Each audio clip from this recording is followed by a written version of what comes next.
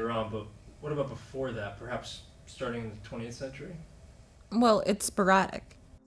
The largest move against this system was the Bolshevik Revolution in Russia, inspired by a man named Karl Marx.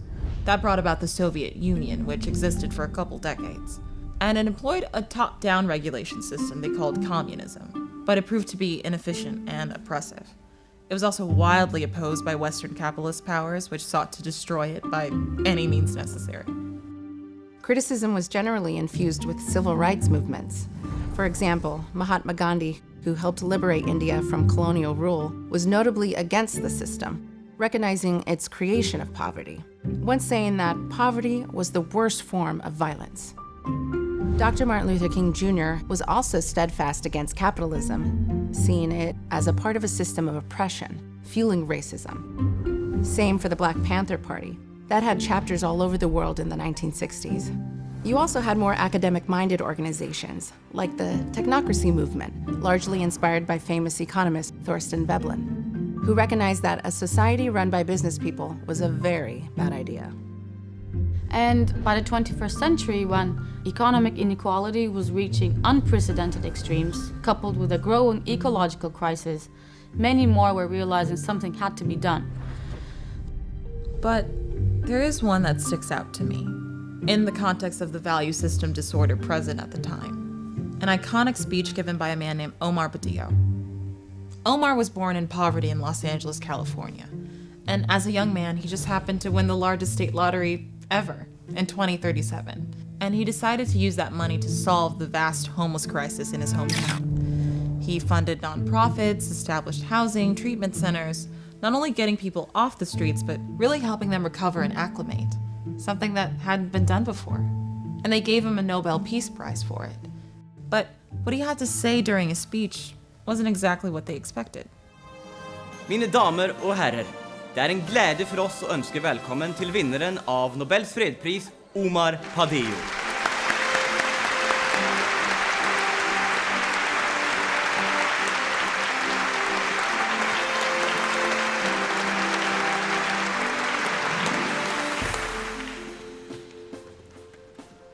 Thank you. And while I'm happy for those we have helped over the past few years, taking about 75,000 homeless off the Los Angeles streets, I must say that the problem at hand runs much deeper than the poverty we see around us. When I created this program, focusing on just this one regional crisis, my long-term hope was that it would set a new precedent, that those who disproportionately benefit in this world would be inspired, step up, and help take responsibility for the plight of the less fortunate. After all, what I have done here is merely a patch that can only help a few. For the true source of poverty, our social system, continues to go unaddressed. We live in a world of stories and myths, and we've been told that the vast inequities that we see is the price we must pay for innovation and progress.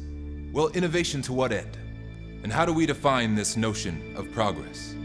For if progress is about how much one can own, the availability of jobs, the state of a nation's GDP, the rise of the stock market, or the development of some gadget to entertain and distract you, then we face a serious existential crisis.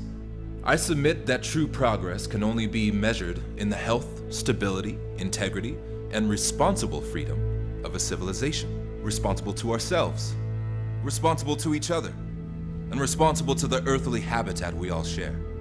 And by those measures, my friends, there is now little progress to be found, as we all sit idly by, presupposing that the way society works is the only way it ever could. That said, if it's true that we must persist in this inhumane economic order, an order that has proven it can only create affluence for a minority at the cost of destitution for the majority, then our only choice is to seek a new level of humanitarian effort. Today, 3 people have more wealth than the bottom 75% of the world's population. 6 billion people. The total wealth of the 4,000 billionaires out there have the means to end global poverty 100 times over. And yet, if you study their philanthropy, it is clear that they are far more concerned with their own interests, their own comforts, than working to counter this ongoing structural violence. You see, there's a deeper kind of poverty here. A spiritual poverty. A poverty that grows a culture of sociopaths, and the more they have, the more they want, and the less they seem to care otherwise. Moral bankruptcy, hiding behind this age-old story that one can have $1 billion in the bank while others starve, is somehow natural to the human condition. In a number of months, my program will end, as the funds will be gone. And to date, not one wealthy so-called philanthropist has offered to help keep the program running. Now I know this event is about peace, but it must be understood that the wealthy of this world, those at the root of true political power, are sick. Their priorities have nothing to do with true progress, and the time for tolerance is over. The billionaires of this world are not symbols of success. They are symbols of violence.